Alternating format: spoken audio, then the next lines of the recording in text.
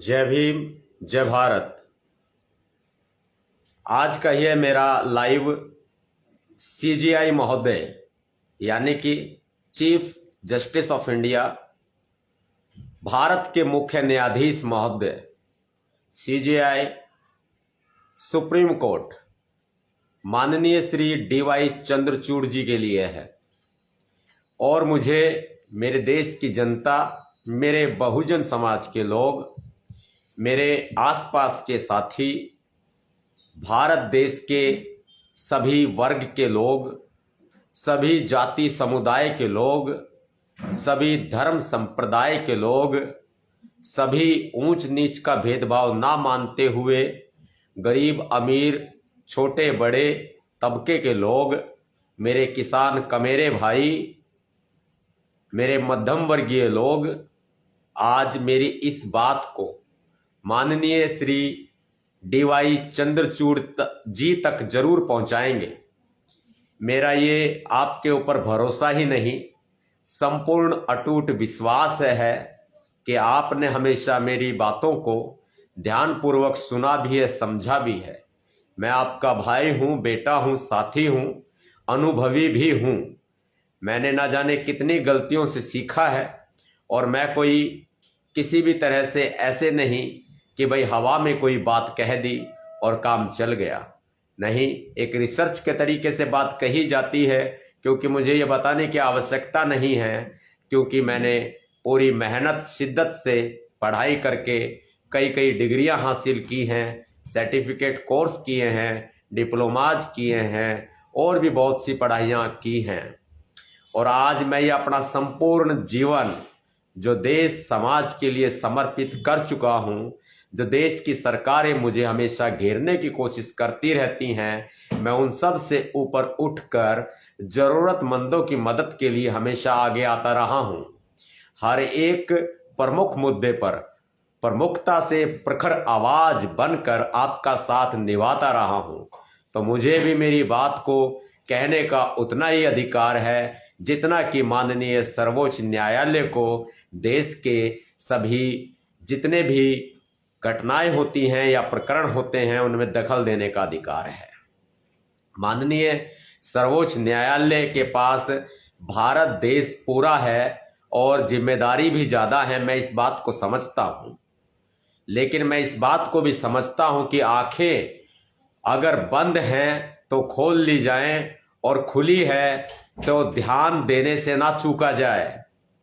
आरक्षण व्यवस्था पर जिस तरह से कुठाराघात किया गया, भारतीय संविधान के अनुच्छेद 341 को अनदेखा किया गया और हम भाइयों को आपस में लड़ाने का जो प्रयास आरएसएस की, बीजेपी की साजिश के तहत माननीय सर्वोच्च न्यायालय के द्वारा मोहर लगाने का कार्य किया गया, वह बहुत ही दुखदायक है। हमने पीछे 21 अगस्त को संपूर्ण शांति के साथ संपूर्ण भारत बंद किया है और अब हम राजधानी दिल्ली में भी शांति प्रिय लोकतांत्रिक आंदोलन के लिए पूरी तरह से कमर कस चुके हैं।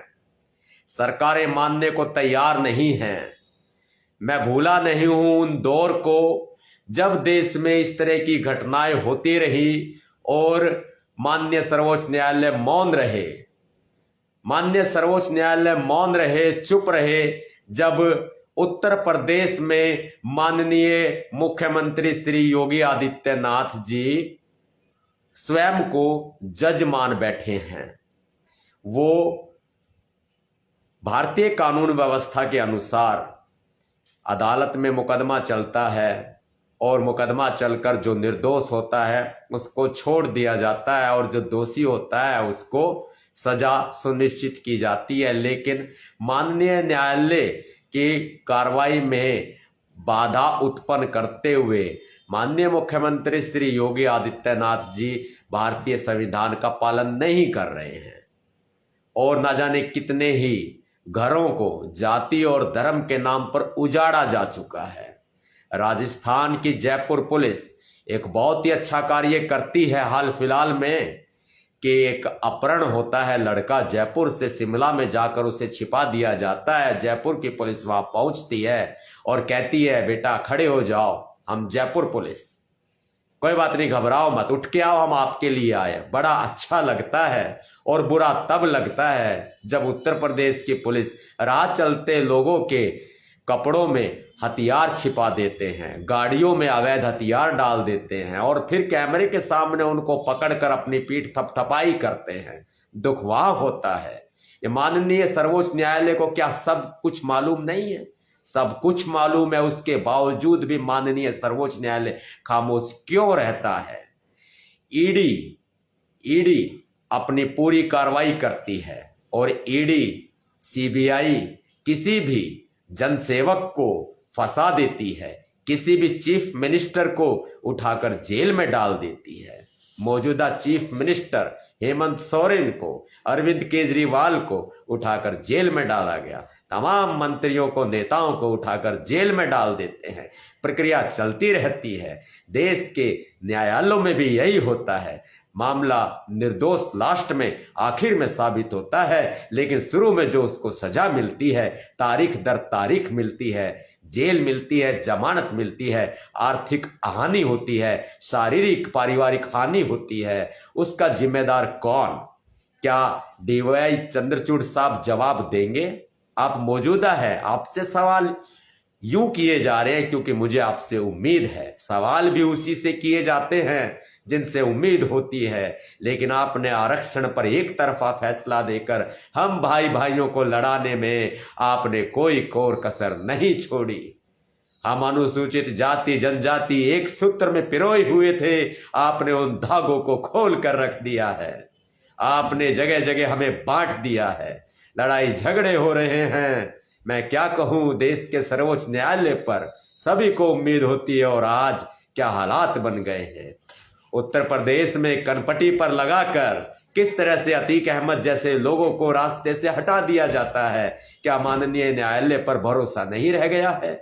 आप जवाब देंगे क्या? माननीय सर्वोच्च न्यायालय क्यों खामोश रहता है?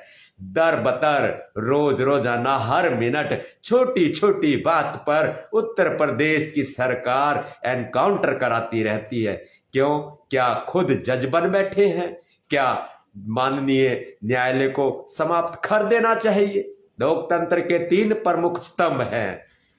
न्यायपालिका तो बाद में आता है, पहले इस देश की विधायिका, कार्यपालिका यानी कि हमारे देश की संसद, राष्ट्रपति महोदय, फिर न्यायपालिका होती है, सर्वोच्च मानी जाती है। क्या अब हम तीनों में से न्यायपालिका को हटा देना चाहिए? क्या कोई औचित्य नहीं रह गया है? जवाब देंगे आप? आपकी जिम्मेदारी बनती है, देश आपकी तरफ टकटकी लगाए हुए देख रहा है, लेकिन आप कोई जवाब नहीं दे रहे हैं।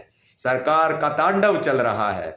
आज हेमंत सोरेन के एक मामले में सुनवाई होती है, उसमें कहा जाता है जो ईडी की धारा 45A है वो बिल्कुल ही शायद गलत है, ऐसा कहा जाता है। और यह भी कहा जाता है ये जरूरी नहीं है कि जमानत देना अधिकार है, लेकिन जेल अपवाद है।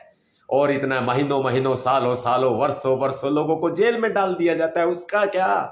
आप देर आते हैं, दुरुस्त आते हैं। इतने दिन से कहां थे? जिन लोगों का आर्थिक नुकसान हुआ, राजनीतिक नुकसान हुआ, पारिवारिक नुकसान हुआ, शारीरिक नुकसान हुआ, क्या उसकी भरपाई आप कर पाएंगे? आप इन जो ज्वलंत मुद्दे होते हैं इनकी तरफ आप शुरू में ध्यान क्यों नहीं देते? मैं बात जरूर कहूंगा, प्रधानमंत्री मोदी जी के मुंह में दही जम गई है। कल्पना चावला हमारी बहन, हमारी बेटी, हरियाणा के करनाल की रहने वाली, उसके साथ हादसा ही नहीं एक बहुत बड़ी साजिश हुई थी।